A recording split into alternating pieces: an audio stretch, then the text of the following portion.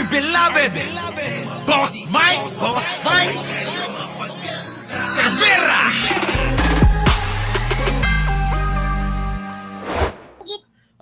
Dito na tayo mga kababayan ko. Ibang klase ho, ha? Ito hong halos araw-araw na nagpaparamdam ang lindol mga kababayan, nakakatakot na ho. Oo, nakakatakot na ho. At tignan nyo ho yung mga nangyayari mga kababayan, yung nagbibitak-bitak na lupa, ganyan ano. Ito ho. Suka sa linog mga kapokso, tanawa yung mga poknyuta mga kapokso, nagliyok-liyok pa. Ayan oh. Oo. Tignan nyo ho yung lupa rito mga kababayan ko. Nagalaw ho nagalaw. O, tignan nyo. Grabe ko suka. Tignan nyo yung titigan nyo maigi. Yung lupa mga kababayan, nagalaw hong gano'n oh. Talagang gumagalaw. O, ito ha. Ganyan ho katindi na para bang hanggang kaila-ilaliman yung lupa po, mga kababayan, ay nag-uumpugan. Tuloy. Grabe ko suka sa linog mga kapokso, tanawa yung mga poknyuta mga kapokso, nagliyok-liyok pa. Yan gumagalaw mga kababayan, ano? Grabe, no? Antindi mga kababayan ko. Grabe, nag-uyog-uyog pag yung mga kapokso. Diba? Gumagalaw yung lupa. Grabe, tindi. Ayan, Nako po!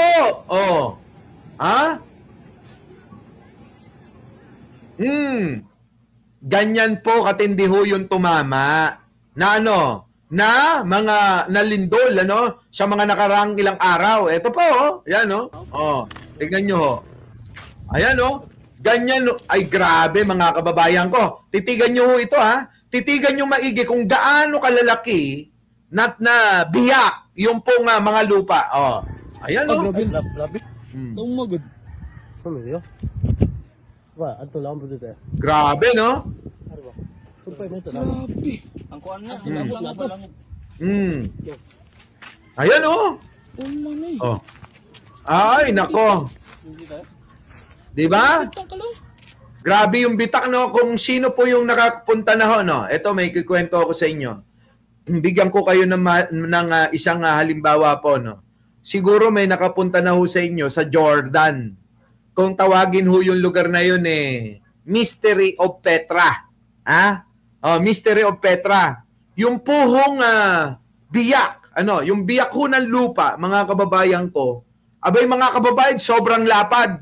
Ibig sabihin, nung unang panahon, yung mga lindol, mga kababayan, mas malakas pa, no? Kasi yung mga biyak ng lupa at napakataas, ng mga lupang naghiwalay, sobrang luwag Ibig sabihin, mas malakas talaga yung lindol noon. Parang ganito ho tapos isipin nyo ho, mga kababayan, yung mga tao din sa ilalim na maliliit, maliliit, ang liliit ho, naglalakad dyan. Ganun ho sa Petra. Sa may Jordan. Ang tawag nila Mystery of Petra. Yan. Grabe, biyak. Ay, grabe, tampil ka, no? Diba? Haba, mga kababayan ko. Ang haba, Ang haba.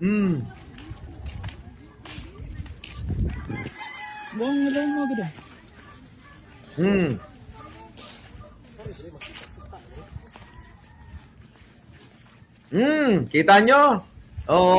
Grabe, no? Ewan ko. Bakit talagang namumuro na nililindol ang Mindanao? Ewan ko, mukhang malas ho talaga si Sarah, mga kababayan ko. Tignan nyo ito, sa Davao. Guys. Tignan nyo, mga kababayan ko, Actual video ho ito sa Davao City na ginagawa hong building, mga kababayan, ay talaga namang inabutan na nasa itaas. Ng gusali na ginagawa nila. Linog, guys. Linog. Lord. Tabang, Lord. Ang lakas. Lord. Tabang, Lord. Pero yun yung mga kababayan ko yung mga pala yung mga kababayan natin sa Davao City marunong din palang magdasal, ano? Hindi ho katulad ni Digong. Ano? Si Digong ho kasi hindi ho marunong magdasal eh. Oo, inaakoy pa nga si bro no? Tuloy. Lord! Tabang Lord! Tignan nyo. Gusto ko ilag, Lord! Naiiyak na ho yung nagbibideo mga kababayan, Ano kayang pakiramdam, Ang ano yan, trauma yan mga kababayan. Yung nasa itaas ka ng building na ginagawa na hindi pa gaano na tumitigas yung mga semento, mga kababayan ko. Sana kung nandyan si Nino Barsaga sa itaas, malamang matutuwa kayo. Hoy! Wala yung FB ko. Oo, si Bak. Oo nga pala mga kababayan ko. Oo, masamang balita, Yung aking FB ho ay hindi nyo ako mamimensahe. Opo nananawagan po ko sa lahat, Oo, lalong-lalo na kay Nino Barsaga. Baka ako'y bigyan ng pera. Gusto ko lang sabihin na hindi nyo ako mamimensahe sa aking FB. Opo si Bak ho ang aking FB. Na-restrict po ang aking FB, mga kababayan ng, napakatagal na panahon. 3 taon. 3 taon, mga kababayan. Pero sisikapin ko, sa ngalan ng ating kapangyarihan, sa ngalan ng ating kapangyarihan, gagawan natin paraan para mabawi natin. Alam nyo naman yung FB ko, di ba? Madalas ho yan, mga kababayan, pinag-iinteresan ng marami dyan. Ilang beses na hong tinangka na i-hack ho yung aking FB account. Ngayon ho, mga kababayan, mukhang nakaisip ng iba. Mukhang hong meron hong tumarabaho hayaan na natin. Tuloy. Ay, grabe. Tabang! Kawawa naman. Kita nyo. Lord! Kapit kayo ba? Mga kababayan, napakataas ho niyan Kung hindi ako nagkakamali nasa tuktok sila ng P-floor Pamilya, Lord! Naku, may pamilya daw. Lord! Maloy ka sa mua, Lord! Lord! Maloy ka sa mua, Lord! Lord! Pag-bless mo, Lord. Salamat kayo. Ipondang ni mo, Lord. Nako. Tamang naog, naog! Baba na daw. Manaog na. Baba na, baba. Lord! Grabe, Lord kayo, Lord. Salamat kay Lord.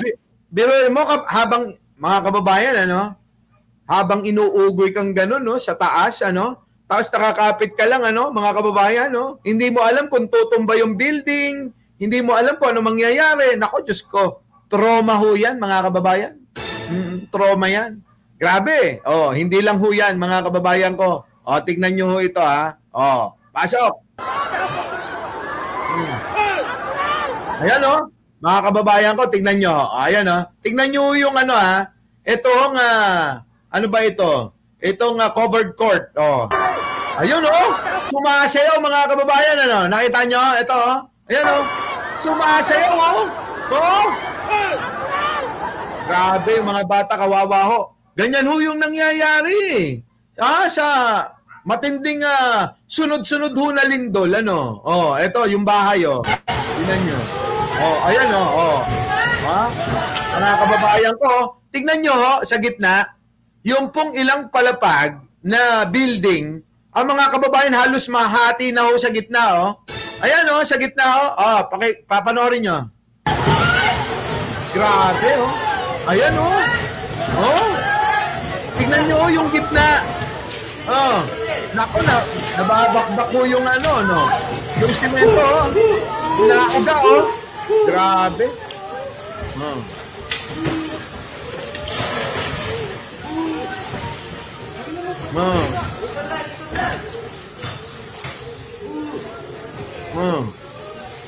Grabe, no? Ganyan ho, katindi ho yung nangyari eh. Oh, tingnan nyo. Antindi ho, mga kababayan eh. Oh, eto pa, tingnan nyo. Ha? Eto, ad. Oh. Ayan oh. Grabe oh. Location. Agdao Public Market, Davao City. Ha? Oh. Davao City na naman. Grabe no? Oh. Antindi ho. Oh. Antindi mga kababayan ng uga. Oh. Grabe. Oh. Ibang klase ho. Ha? Diba no, mga kababayan no? Tindi. Ganyan ho mga kababayan yung mga ano eh, mga video ng mga netizen no. Kawawa naman yung mga kababayan natin no, talaga naman no. Oh, hindi lang ho yan, dito rin no. Yan. Yan mga kababayan no. Oh, mga bata kawawa. Oh, kawawa ho yung mga bata, mga kababayan, no? Oh, meron pang nagtutulakan, no? Oh. Ha? Diba?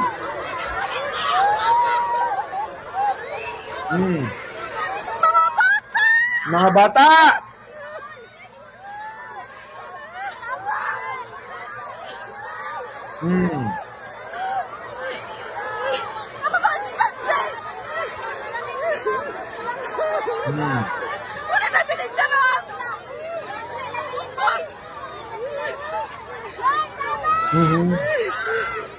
Yan po yung sitwasyon mga kababayan noong pong kasalukuyan na naglilindol. Opo. No. Grabe. Oh. Yung mga bata, oh, pati mall. Ha? Pati home. Ay, nako. Kita nyo? Oh, sa Davao City, mga kababayan. Matindi, no? Yung Davao City, para ho nga talagang pinag-initan ng lindol, ano? Ay, nako. Nagbabagsakan yung mga tao. Ayan o. Ayan, mga kababayan ko, Davao City. Oh, laging Davao City, no? Para bang nandoon yata yung galit ng ng Diyos eh. Pero, Lord!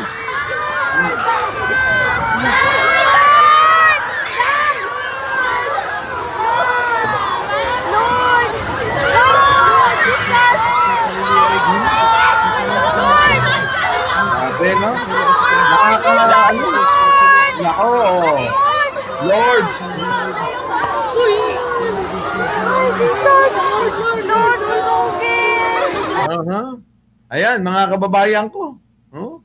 Grabe. Antindi. Ito pa, lindol, bitak, Sugas rin ng mga kapog sa tanawan yung mga pog ni Uta, mga kapog. Bayan. Ito, mga kababayan ko. Ang dami eh. Ang dami yung mga video na nakuha natin, ano. Okay, ito.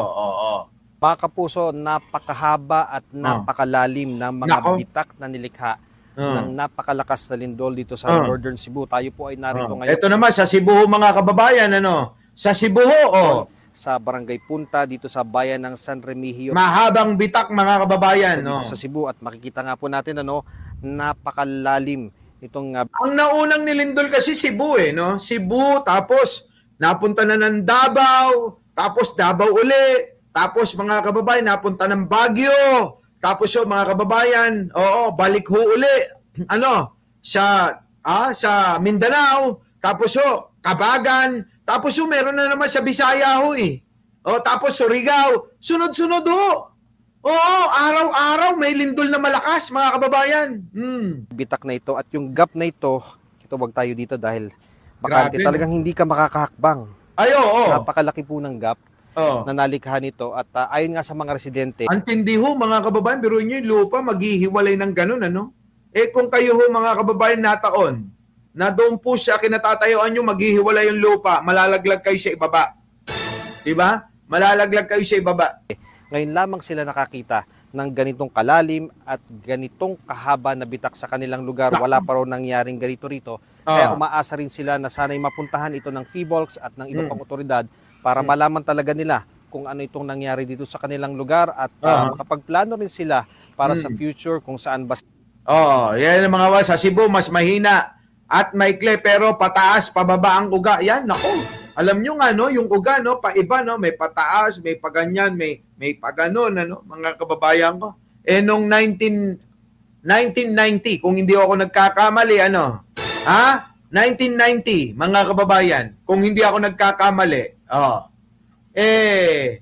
tama ho ba? Itama nyo ako, kapag kamali ako. 1990 ho, nagkaroon ho ng malakas na lindol, kung inyong natatandaan, yung po yung natumba, yung pong eskwelahan sa Nueva Ecija. Ano? Tapos yung tama, 1990. Yun nga. Leonora Brown, 1990, nagkaroon ng malakas na lindol sa Central Luzon. Sakop, kasama Maynila. Apektado, malakas na lindol. Ano nangyari mga kababayan ko? Nagbagsakan. Abot hanggang Baguio. Kung inyo hong maalala, yung nga yung sinabi namin sa Radyo Pilipinas kahapon, na sana yun yung pong mga maiel na mga politiko na may kiridang mga kung sino-sino, sana mga ganyan ang sapitin. Wag nang idama yung iba. Sa Hyatt Hotel ho, kung inyo hong matatandaan yung balita, mayroon pong natagpuan dyan na nahubot-hubad na, ewan ko kung mag-asawa o magjowa, na parehas po mga kababayan, nadali, nadaganan di po ba? Yun ang tindi mga kababayan ko. Tapos dito sa Nueva Ecija, Nueva Ecija, mga kababayan ko, kung inyo pong natatandaan, yung estudyante na naipit yung kalahating katawan, na hanggang sa mamatay, hindi ho nailigtas. Natatandaan nyo yun? Hanggang ho siya mamatay, yung pong babae na maganda, babae po na maganda, mga kababayan, sinusubuan, pinapainom, hanggang mamatay na ho yun hindi ho nailigtas, dyan po sa Nueva Ecija, yung bumagsak na eskwelahan, Nako, mga kababayan, sa SLU, din, Baguio, dami din namatay, yan, mga kababayan ko, yun malakas din ngayon, eto pakinggan nyo yung sasabihin ko. Pagkatapos ng lindol ng 1990, sinundan po ito ng 1991, sinundan po ito ng 1991 na Leonora Brown, thank you, ng pagputok ng Mount Pinatubo. Tama ho. Yung para bang sinasabi nga ng mga matatanda na dahil daw sa pagkauga, pag-uga po, ng lindol na tumama sa Central Luzon, yung Mount Pinatubo po ay nabulabog. Kaya mga kababayan, wala pa pong isang taon, sakto, sumabog yung pong, Mount Pinatubo. Kita nyo ho, mga kababayan ko? Ano ho nangyari, mga kababayan ko? Nagsibabaan yung mga kababayan nating mga, Aita. At, mga kababayan, doon nga, nung araw, wala kayong makikitang basta-bastang Aita. Saan? Dito sa ibaba. Meron madalas sa Olongapo. Doon sila namamalimos. Pero mga kababayan, hanggang Pampanga, inabot nila hanggang Kamaynilaan, umabot sila. Meron silang sariling sasakyan, tapos po maninirahan kung saan-saang mga bakanting lote, gilid ng mga kalsada. Sanay ho yan Sanay ho ba ng dala-dala lona lang, kumot, at mga karton lang, kaya nila yun Pero tayo hindi, ano nangyari? Mga kababayan, yung lahar ho, mga kababayan ko, yung lahar! Yung lahar. Kung inyong matatandaan, yung pong mga simbahan, napakataas ho ng simbahan, di po ba? Ang natira ho, yung cross na lang. Diyan po sa may Pampanga, sa Bamban, mga kababayan ko. Ganun ho yung nangyari dyan, sa Porac. Grabe. Sa may Olongapo naman, abay, lahat ho parang naging ghost town yan. Yung Olongapo, sino taga Olongapo rito? Yung pong Olongapo noon, mga kababayan, parang naging ghost town. Oo, pero eto naman ang maganda. Dahil po kay Dick Gordon, nung araw maganda talaga ang reputasyon ni Dick Gordon Dahil po kay Dick Gordon, madali hong ahon ang mga taga-Olongapo, kung tawagin Batanggapo. Mga kababayan ko madaling umunlad ang Olongapo noon. Ito, history po ito, no? Mga kababayan ko. Napakarami pong kabahayan ang bumagsak sapagkat mga kababayan, yung pong ashfall na bumabagsak sa kanilang mga kabahayan, yung po yun mabigat. Oo. Daig pa ho yung snow, daig pa yung niebe. Oo, sa ibang bansa kapag ka umuulan, kung makikita nyo napupuno ho yung kanilang mga bubong. Ganun ho nangyari. Marami ho mga kababayan dyan ang nasawi. Dahil po mga kababayan, nasa loob ng bahay, dahil sa kabigatan ho ng mga ashfall na naipon sa kanilang mga bubungan, bumagsak ho yung kabahayan. Naadaganan ho yung pamilya, yung ibang mga kaanak nila, ganun ho nangyari. Ganun din po dyan sa may Pampanga. Ano po? Yan po ay umabot po sa karatig ho nating mga bansa. Katulad ng Japan, katulad ng China, katulad ng Taiwan. Ay, abot ho yan. Halos ho buong mundo ay nakaranas ng ashfall. Ganun ho katindi yung pong epekto ng pagbuga ng mga alikabok netong Mount Pinatubo. Grabe, no? Mga kababayan ko. At saka yung pagsabog, mga kababayan. Oo, daig pa fireworks. Talagang yung sabog hanggang Pangasinan, dinig na dinig yung akala mo'y kumukulog, yung pala'y sumasabog yung bulkan. Grabe. Tindi ho, no? Antindi. Ang dami ho talagang nasira dyan. Kaya ho mga kababayan, akala nyo biro-biro lang ho itong lindol? Hindi ho. Ito ho ay sobra kung makapinsala ng kabuhayan at ng buhay ng tao. Oo, yan. Buong mundo nabalot ng abo. Sabi nga, di ba? Oo, buong mundo ho yun. Di ba? Ito pa, mga kababayan ko. Pasok. Yun na, tapos na yan. Ito na. Dito na tayo. Ito, meron pa. Meron pa ba? Ito, meron pa. Next. Ito, Hoy, kita nyo mga kababayan ko yon? Pati ho mga kuryente nila nagsasabugan,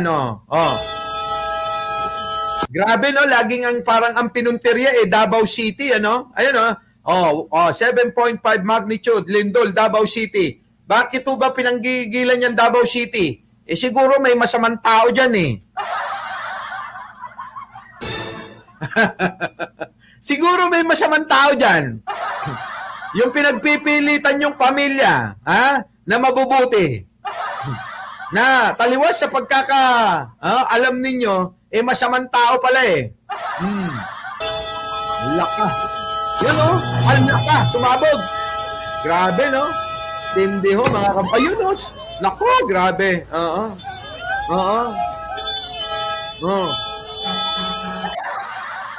Mga kababayan ko, lagi hong Davao City ang pinunteriya ng malakas na lindol,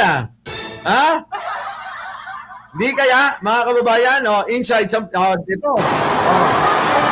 Sa loob ng mall, mga kababayan, mall ba to? Ito na, Grabe, alaka. Alaka, hindi, Kim yan. Si Ating naman, nakuha pa talaga, Thank you sa pa-video mo. Si Ating talagang, live po. Alaka. Ating, takbo! Takbo, Ating!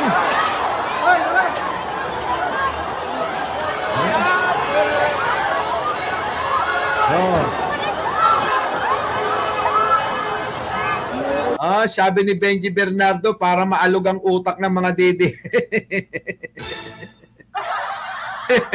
Grabe ka naman, oh. Ha? Ang taas ng kilay ni Ateng, oh. Ha? Oh. Kita nyo, mga kababayan ko. Yan ho yung mga eksena, mga kababayan, eh. Habang lumilindol po, ganyan ho yung mga eksena. Oo, eto po, tingnan nyo. Oh. Ha? Tingnan nyo ho yung McDo, oh. Oh. Eto ho, mga kababayan, siguro pinakontrata sa, nagtitipid, eh. Oh. Kitak yung McDo. Hindi na talaga maibinta. Wala na. Hindi na maibebenta yung building na yan. Yung building ho, mga kababayan, ng McDo ay bumagsak talaga. Oo, wala na hong pakikinabangan.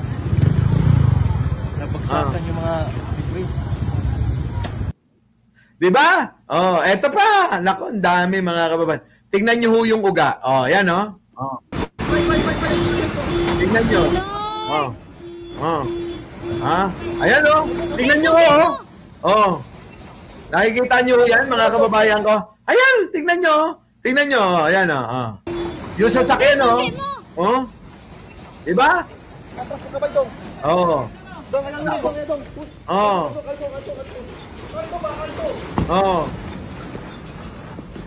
Diba? Tindi, no? Ang tindi ho ng nangyaring ganito. Ang daming mga eksena. Our beloved Boss Mike Severa.